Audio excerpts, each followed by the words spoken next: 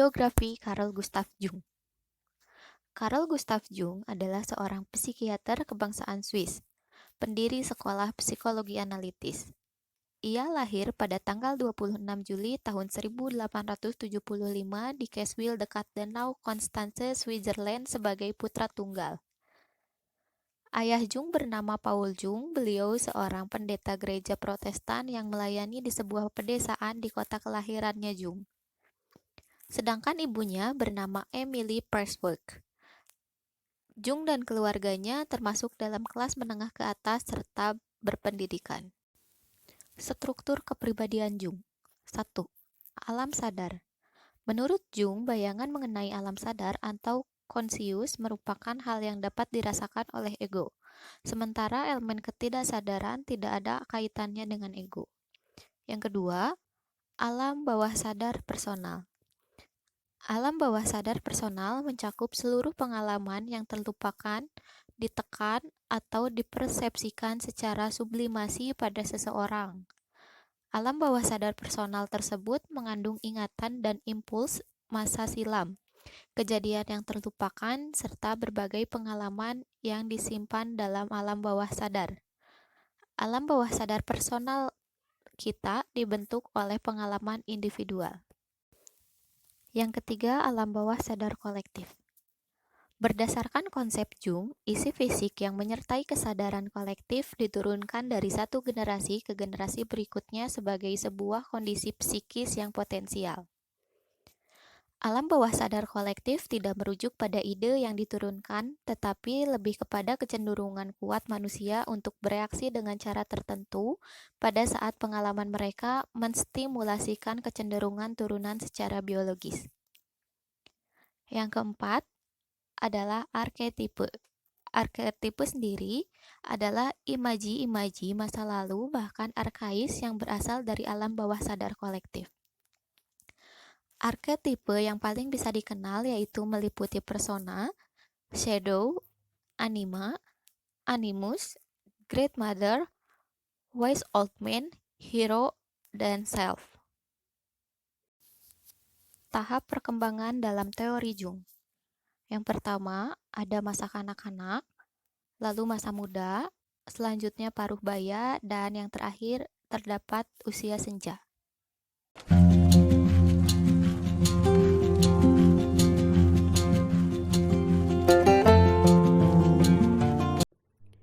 Ya, baik. Di sini saya akan sedikit membahas mengenai resensi film Kartini.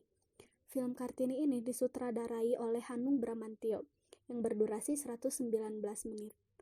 Pemeran yang terlibat dalam film ini diantaranya Dian Sastrowardoyo, Dadi Sutomo, Christine Hakim, Reza Rahardian, Ayushita Nugraha, dan Acha Septriansyah. Film Kartini ini menceritakan perjuangan Kartini untuk dapat bersekolah sama seperti anak-anak lainnya.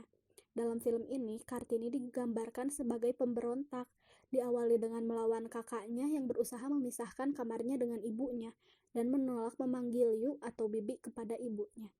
Yang kedua, dimulai saat ia dipingit yang mengharuskan berdiam diri di rumah mempelajari tata krama sebagai perempuan sambil menunggu laki-laki yang datang untuk meminangnya.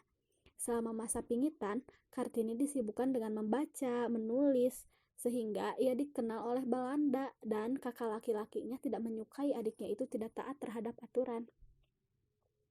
Puncak dari permasalahan film ini ialah Kartini meminta relasinya untuk membawanya ke Belanda dan dikabulkan. Kartini pergi ke Belanda, namun sebelum datang surat kelulusan dari Belanda, Kartini dijodohkan dengan gubernur.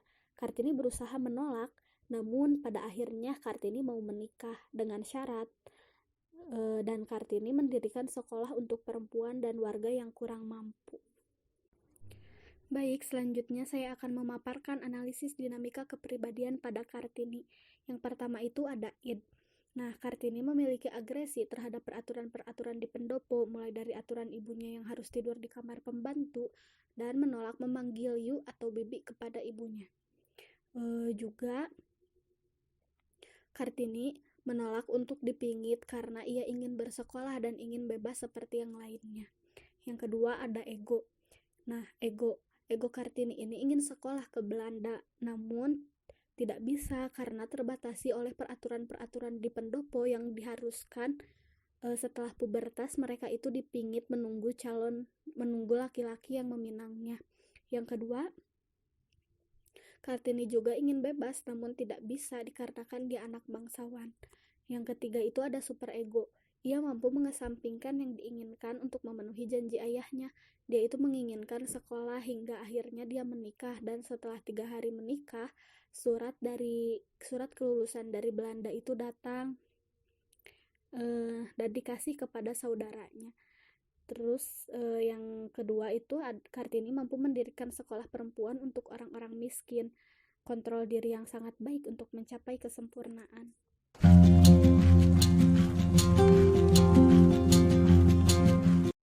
Assalamualaikum warahmatullahi wabarakatuh. Halo semua, namaku Almahilda Aulia. Di sini aku akan menjelaskan mengenai struktur kepribadian dan tahap perkembangan dari Ibu Kartini berdasarkan film Kartini. Di dalam struktur kepribadian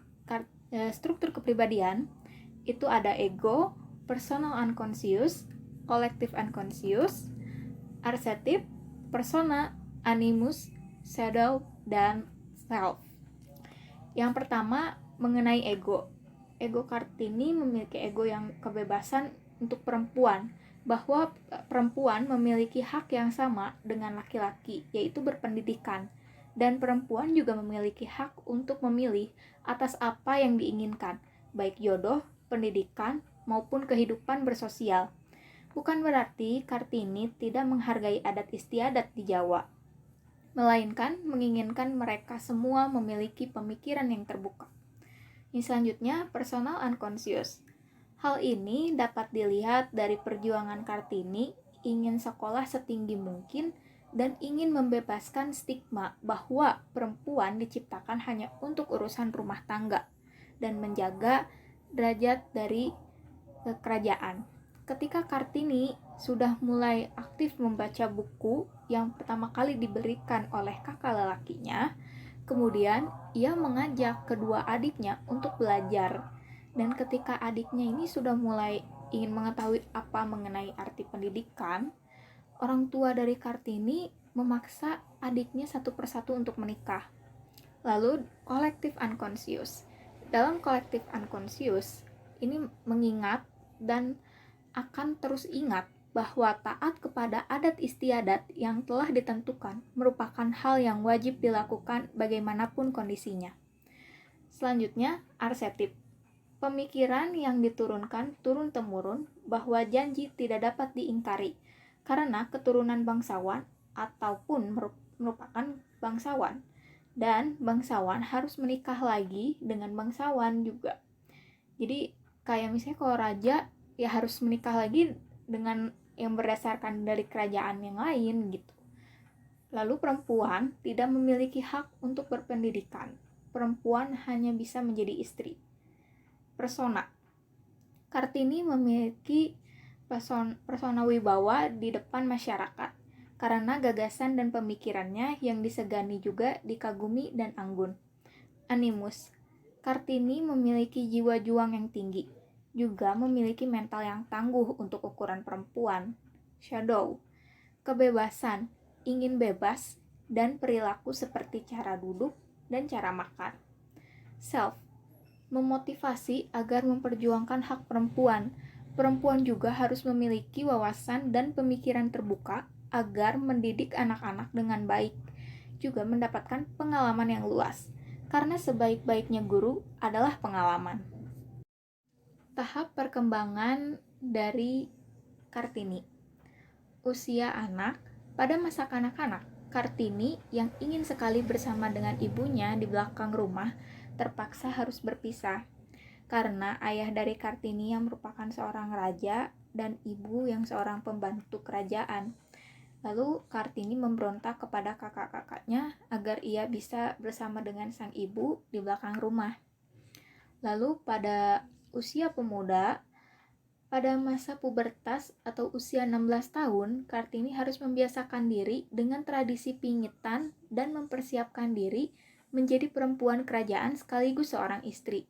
Namun, Pada masa itu, Kartini semakin menjadi pemberontak di kerajaan karena rasa ingin belajar Kartini yang tinggi dan Kartini bercita-cita ingin sekolah di Belanda. Selanjutnya, pada usia pertengahan, pada masa ini Kartini dipaksa untuk menikah dengan seorang bupati yang sudah memiliki 3 istri. Kartini tidak mau menikah dengan laki-laki tersebut, sehingga ia dikurung oleh ibu tirinya karena dianggap tidak mematuhi aturan di kerajaan. Dan pada akhirnya, Kartini menikah dengan laki-laki pilihan dari kerajaan dengan mengajukan 3 syarat. Di antaranya, ia tidak ingin mencuci kaki suaminya, ibu kandungnya harus tinggal di depan rumah, di depan dopo, dan yang terakhir, ia ingin membangun sekolah bagi para perempuan dan kaum miskin. Hal itu kemudian dikabulkan oleh pihak calon suami dan kerajaan, sehingga pada akhirnya Kartini dapat mewujudkan cita-citanya.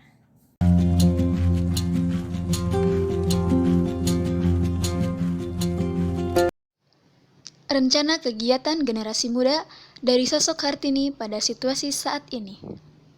Sasaran yang pertama ditujukan pada pelajar. Kegiatannya yaitu mengubah kebiasaan yang semula perempuan hanya berada di rumah, perempuan saat ini bisa merasakan aktivitas di luar rumah. Subkegiatan pelajar diantaranya yaitu sekolah, kuliah, dan lain-lain. Namun, dengan adanya pandemi COVID-19 yang mengakibatkan semua kegiatan dilakukan di rumah, maka sekarang sekolah, kuliah, juga aktivitas lainnya dilakukan di rumah. Tujuannya yaitu bukan berarti harus kembali pada zaman dahulu karena konteks yang berbeda, walau di rumah saja, tetapi bukan berarti tidak bermakna. Jika pergerakan Raden Ajeng Kartini menyelamatkan kaum perempuan, pergerakan saat ini untuk menyelamatkan lebih banyak orang lagi, bukan hanya kaum perempuan, melainkan pula kaum pria, anak-anak, dan lansia, semua ikut terselamatkan. Waktu kegiatan ini dimulai dari Januari 2021 hingga pandemi berakhir.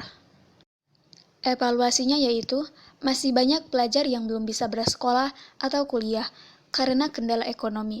Apalagi ketika situasi seperti ini, banyak pelajar yang memanfaatkan waktu belajar di rumah untuk bermain. Ada pula yang mencari rezeki seperti mengamen hanya untuk membantu menghidupi ekonomi orang tuanya. Sasaran yang kedua ditujukan kepada tenaga medis. Kegiatannya yaitu kerja penuh waktu. Berbeda dengan zaman Kartini, hanya penduduk pribumi yang di bawah angka kemiskinan yang boleh dipekerjakan. Namun sekarang, banyak tenaga medis yang bekerja yang berasal dari keluarga mampu. Subkegiatan tenaga medis pada saat ini yaitu merawat pasien yang terpapar COVID-19, merawat jenazah hingga tahap terakhir, melakukan pengecekan rapid dan swab test kepada masyarakat, melakukan suntik vaksin kepada masyarakat yang disasar. Tujuannya yaitu untuk mengurangi jumlah pasien positif COVID-19, pengelompokan pasien COVID ke dalam beberapa kelompok seperti orang tanpa gejala, orang dalam pantauan, pasien dalam pemantauan, dan lain-lain, supaya lebih mudah dalam melakukan pemeriksaan. Hal ini dilakukan seperti kata-kata Kartini, habis gelap, terbitlah terang. Sekarang, tim medis sedang berperang melawan COVID-19, namun suatu waktu pasti akan terang. Waktu kegiatannya pun sama, yaitu dimulai dari Januari 2021 hingga pandemi berakhir. Adapun evaluasinya, lebih mendahulukan tim medis yang berusia produktif dibandingkan lansia. Karena COVID-19 lebih cepat menyerang pada tingkat lansia, supaya tingkat kematian tenaga medis dapat berkurang. Namun di sisi lain, banyak yang gugur tim medis di pihak wanita, ada pula yang sedang mengandung.